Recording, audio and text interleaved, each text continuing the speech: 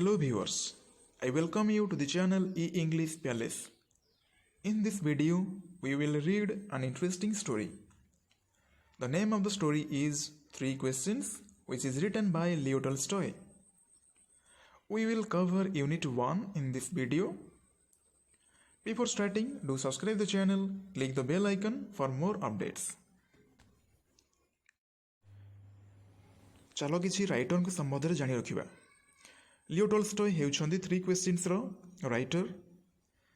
से जने रूस रो लेखक। प्रथमे से नॉवेल्स और शॉर्ट स्टोरीज लिखुतिले। परे परे प्लेज एसेज ए सब को लिखिले। तांकर दुईटी मुख्य कृतित्व हेउछि वार एंड पीस एंड अन्ना कारेनिना। ए दुईटी मुख्य तांकर नॉवेल्स थिला। प्रेजेंटली आमे जो थ्री क्वेश्चंस पढ़िया पे जाउछे एहा मध्य तांकर गोटे क्षुद्र गल्प जहाँकि आम पढ़िया पे जाउछे। ए वीडियो माध्यम रे आमे यूनिट 1 को कवर करिबा। चलो जिबा किछि यूनिट 1 रो बैकग्राउंड को बुझि नबा। पिला माने जिन स्टोरी टी आमे पढ़िया पे जाउछे थ्री क्वेश्चंस ए स्टोरी कहा ऊपर पर्यवेसित तुमे माने कोन भाबुछो? जमिति कि स्टोरी रो टाइटल थ्री क्वेश्चंस रही। थ्री क्वेश्चंस बा तीनोटी प्रश्न। ए तीनोटी प्रश्न कहार? जदि आमे डिटेल रे देखिबा ता आंसर को खोजिबा एहा हेउछि जने राजांकर प्रश्न। तेबे वर्तमान समय रो सिचुएशन को पास्ट संगे जदि रिलेट करूछे सेते बेले आमे जानिछे कि राजा माने शासन करुथिले। सेई राजा मानक समय रो कथा केही जने राजांक मनरे तीनोटी प्रश्न उपजिछे। से तीनोटी प्रश्नर आंसर खोजुछंती। तेबे से प्रश्न कौन? प्रश्नर आंसर एते जरूरी कौन पाई? तांकु आंसर दउछि बा किए? तेणु प्रश्न गुड़िकर आंसर दवा पई कौन कौन स्टेप्स से फॉलो करुछंती ए सब को जानिबा हमें ए यूनिट 1 रु। तेबे चलो जिबा टेक्स्ट को पढ़िबा। Let's read the text of unit 1। It once occurred to a certain king. थरे जने राजांकर मुंडरे किछि बुद्धि जुटिला that if he always knew the right time to begin everything, कि जदि से जानी थांते कि कौन सी कार्य करिवार प्रकृत समय कौन, उपयुक्त समय कौन, ठीक समयटा कौन। if he knew who were the right people to listen to and whom to avoid, जदि से जानी थांते कि सेई ठीक लोकटा किए जहाकू से सब बेले सुनिबा उचित, जहांकर कथा को सब बेले मानिबा उचित, आउ केउ लोक मानकू दूरे रखा उचित, क्या दूरे रहा उचित।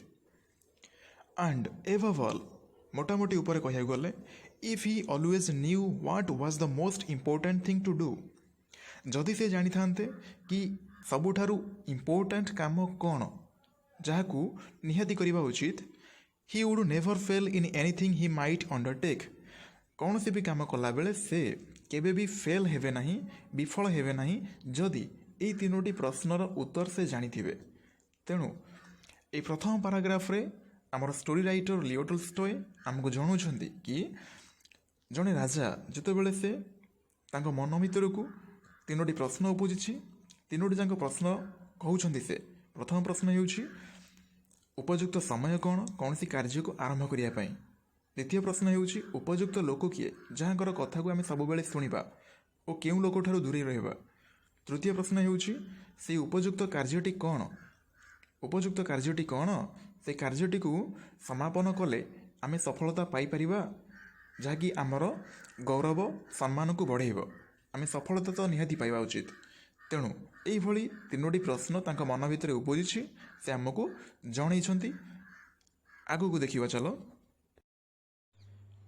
And this thought having occurred to him, तांको भितर ए सबु चिंताधारा रही थिबारु he had it proclaimed throughout his kingdom, से तांकर साम्राज्य रे एहाकु घोषणा करिदेले ओ कहिले he would give a great reward to anyone, से गोटे बड़ पुरस्कार देबे से जे केही भी हेउ, who would teach him what was the right time for every action, प्रत्येकटी कार्य करिबा पई जे तांकु सिखै देबो उपयुक्त समय केउटा।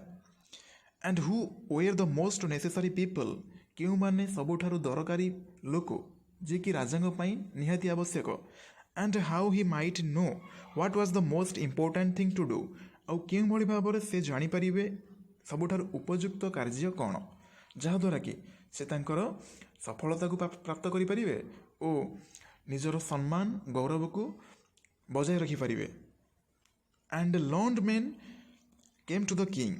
ବହୁତ ବିଦ୍ୱାନ ଲୋକ ତାଙ୍କର ରାଜଦରବାରକୁ ଆସିଲେ, ରାଜାଙ୍କୁ ଭେଟିବା ପାଇଁ ଆସିଲେ। But they all answered his questions differently. କିନ୍ତୁ ସମସ୍ତେ ରାଜାଙ୍କର ଆନ୍ସର ଦେବା ପାଇଁ ଭିନ୍ନ ଭିନ୍ନ ଢଙ୍ଗରେ ତାଙ୍କର ଉତ୍ତରକୁ ଉପସ୍ଥାପନ କଲେ। In reply to the first question, ପ୍ରଥମ ପ୍ରଶ୍ନଟିର ଉତ୍ତର ପାଇଁ ସମ୍ ସେଡ୍ ଦ୍ୟାଟ୍, କେତେକ କହିଲେ, to know the right time for every action, ପ୍ରତ୍ୟେକ କାର୍ଯ୍ୟକୁ ଆରମ୍ଭ କରିବା ପାଇଁ ଠିକ୍ ସମୟ ଜାଣିବାକୁ ହେଲେ one must draw up in advance a table of days, months and years and must live strictly according to it. ଜଣେ ନିଶ୍ଚିତ ରୂପରେ ଗୋଟିଏ ଟେବୁଲ୍ ଡ୍ର କରିବାର ଅଛି। ସେଇ ଟେବୁଲ୍ଟି ଦିନଗୁଡ଼ିକ ଉପରେ, ମାସଗୁଡ଼ିକ ଉପରେ ଓ ବର୍ଷଗୁଡ଼ିକ ଉପରେ ପର୍ଯ୍ୟବେସିତ ହେବା ଦରକାର ଓ ଏହାକୁ ନେଇ ବଞ୍ଚିବା ଉଚିତ। Only thus said they could everything be done at its proper time. ଏହାଦ୍ୱାରା ହିଁ ପ୍ରତ୍ୟେକଟି କାର୍ଯ୍ୟ ଉଚିତ ସମୟରେ କରାଯାଇପାରିବ। ତାମାନେ ଏହା ଏକ କ୍ୟାଲେଣ୍ଡର ମଡ଼େଲର, ଯେଉଁ ଟେବୁଲ୍ଟି ବନେଇବା ତାହା ହେଉଛି ଗୋଟିଏ କ୍ୟାଲେଣ୍ଡର ମଡ଼େଲର ବୋଲି କେତେଜଣ ବିଦ୍ୱାନ ମତାମତ ଦେଲେ କି କୌଣସି କାର୍ଯ୍ୟ ଆରମ୍ଭ କରିବା ଯଦି ଆମେ ଟାଇମ୍ଟାକୁ ଗୋଟେ ଟେବୁଲ୍ ଫର୍ମାଟ୍ରେ ବନେଇବା।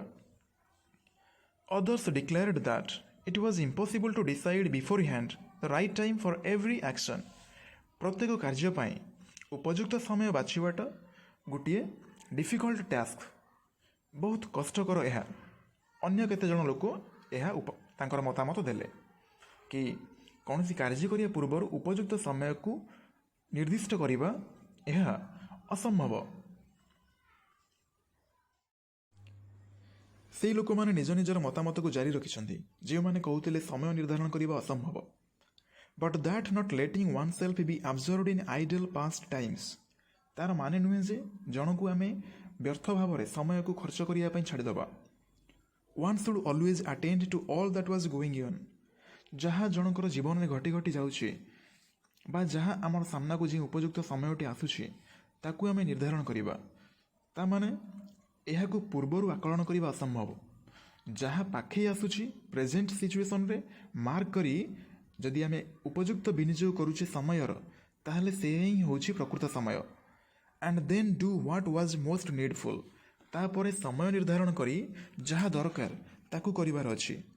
ଅଦର୍ସ ଏଗେନ୍ ସେଡ୍ ଦ୍ୟାଟ୍, ସେହି ସମୟରେ ଅନ୍ୟମାନେ କହିଲେ, however attentive the king might be, ରାଜା ଯେତେ ଆଟେଣ୍ଟିଭ୍ ଥାଆନ୍ତୁ ନା କାହିଁକି, what was going on in his life, ଯାହାକି ତାଙ୍କ ଜୀବନରେ ଘଟୁଛି, ଯେତେ ଆଟେଣ୍ଟିଭ୍ ଥାଆନ୍ତୁ ନା କାହିଁକି ରାଜା, it was impossible for one man to decide correctly the right time for every action. କୌଣସି ଉପଯୁକ୍ତ କାର୍ଯ୍ୟ ପାଇଁ ଉପଯୁକ୍ତ ସମୟ ନିର୍ଦ୍ଧାରଣ କରିବା ବା ତାକୁ ନିଷ୍ପତ୍ତି ନେବା ସେହି ସମୟରେ ଏହା ସମ୍ପୂର୍ଣ୍ଣ ରୂପେ ଅସମ୍ଭବ। But that he should have a council of wise men. ସେଇଥିପାଇଁ ରାଜାଙ୍କୁ ତାଙ୍କର ଦରବାରରେ a council of wise men, ତାଙ୍କର ବହୁତ ଗୁଡ଼ିଏ ବିଦ୍ୱାନ ଲୋକଙ୍କୁ ତାଙ୍କ ଦରବାରରେ ରଖିବା ଉଚିତ। Who would help him to fix the proper time for everything. ତାଙ୍କର ପ୍ରତ୍ୟେକଟି କାର୍ଯ୍ୟ ପାଇଁ ସେଇ ଲୋକମାନେ ହିଁ ବା ସେଇ ବିଦ୍ୱାନମାନେ ହିଁ ଉପଯୁକ୍ତ ସମୟର ନିର୍ଦ୍ଧାରଣ କରିବେ। Come to the next paragraph. But then again others said, ତାପରେ ପରେ ଅନ୍ୟମାନେ କହିଲେ, there were some things which could not wait to be laid before a council. ଏମିତି କିଛି ଘଟଣା ରହିଛି ଯାହାକୁ କାଉନସିଲ୍ ସାମ୍ନାରେ ଉପସ୍ଥାପନ କରିବା ପାଇଁ ବହୁତ ସମୟ ଲାଗିଯାଇଥାଏ। ସେମାନଙ୍କଠାରୁ ନିଷ୍ପତ୍ତି ନେବା ବା ତାକୁ ଉପସ୍ଥାପନ କରିବା ଏସବୁ ପାଇଁ ବହୁତ ସମୟ ଲାଗିଯାଇଥାଏ। But about which one had at once to decide whether to undertake them or not. ସେଥିପାଇଁ ଜଣଙ୍କୁ ହଠାତ୍ କି ବା ସାଙ୍ଗେ ସାଙ୍ଗେ ନିଷ୍ପତ୍ତି ନେବାର ଅଛି, ସେ ସମୟରେ କ'ଣ କରାଯିବ। But in order to decide that, ସେଇଥିପାଇଁ ବା ସେଇ ସମୟରେ ନିଷ୍ପତ୍ତି ନେବାକୁ ହେଲେ one must know beforehand, ତା'ର ଘଟଣା ଘଟିବା ପୂର୍ବରୁ ଜଣେ ନିହାତି ଜାଣିବା ଦରକାର what was going to happen, କ'ଣ ଘଟିବାକୁ ଯାଉଛି। It is only magicians who would know that.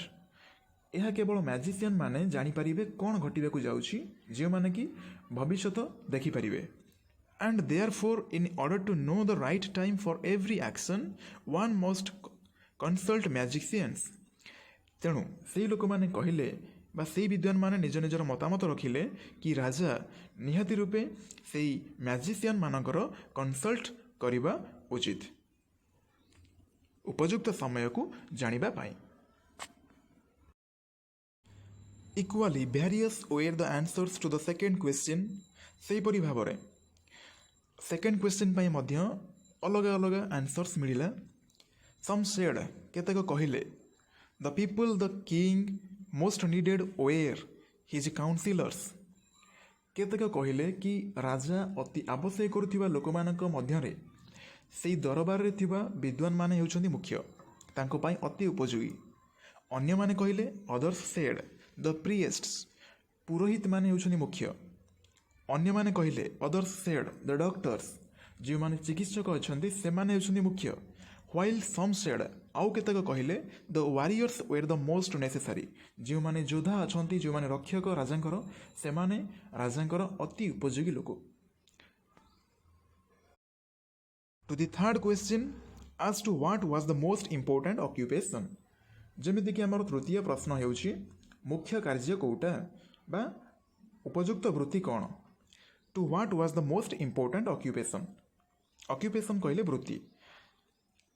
Some replied that the most important thing in the world was, କେତେକ ତାଙ୍କର ଉତ୍ତର ରଖିଲେ, ନିଜ ନିଜର ମତାମତ ରଖିଲେ the most important thing in the world was, ସବୁଠାରୁ ମୁଖ୍ୟ ଜିନିଷ ଏ ଦୁନିଆରେ ହେଉଛି ସାଇନ୍ସ, ବିଜ୍ଞାନ। others said it was skill in warfare, ଅନେକ ଗୁଡ଼ିଏ କହିଲେ warfare ବା ଯୁଦ୍ଧ କୌଶଳ, ରଣନୀତି ବା ଯୁଦ୍ଧ ବିଗ୍ରହ, ହାଉ ଟୁ ଫାଇଟ୍, ଏସବୁ ହେଉଛି ସବୁଠାରୁ ମୁଖ୍ୟ କାର୍ଯ୍ୟ। and others again that it was religious worship, ଅନ୍ୟ କେତେକ କହିଲେ କି ଧାର୍ମିକ ପୂଜା ଅର୍ଚ୍ଚନା ହେଉଛି ମୁଖ୍ୟ କାର୍ଯ୍ୟ।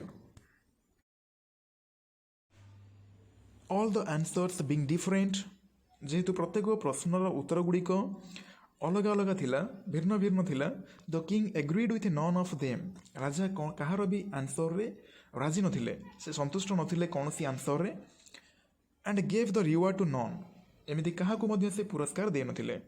but still wishing to find the right answers to his questions, ତଥାପି ତାଙ୍କ ମନ ଭିତରେ ଜାଣିବାର ଇଚ୍ଛା ସେତିକି ସତେଜ ଥିଲା, ସେ ତଥାପି ଇଚ୍ଛା କରୁଥିଲେ ଉତ୍ତର ଗୁଡ଼ିକୁ ପାଇବା ପାଇଁ ତାଙ୍କର ପ୍ରଶ୍ନର।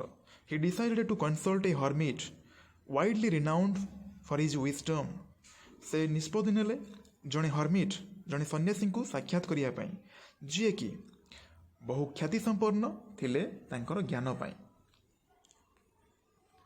ଏଇଠି ଆମର ୟୁନିଟ୍ 1କୁ ଆମେ କମ୍ପ୍ଲିଟ୍ କରୁଛେ। ଦେଖିଲେ କି ଜଣେ ରାଜା ଯାହାଙ୍କ ମନରେ ଜାଗି ଉଠିଛି ତିନୋଟି ପ୍ରଶ୍ନ ଗୁଡ଼ିକର ଆନ୍ସର ପାଇବା ପାଇଁ ସେ ଚାହୁଁଛନ୍ତି ବହୁତ ଗୁଡ଼ିଏ ସମାଧାନର ବାଟ। ତାଙ୍କର ରାଜ୍ୟରେ ସେ ଘୋଷଣା କରିଦେଲେ, ବହୁତ ବିଦ୍ୱାନ ଆସିଲେ, ନିଜ ନିଜର ମତାମତ ରଖିଲେ, କିନ୍ତୁ କାହାର ବି ଆନ୍ସରରେ ସେ ସନ୍ତୁଷ୍ଟ ହେଲେ ନାହିଁ।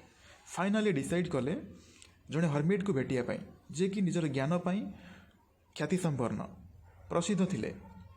ତ ନେକ୍ସଟ ୟୁନିଟ୍ରେ ଆମେ କ'ଣ ହେଉଛି ଦେଖିବା।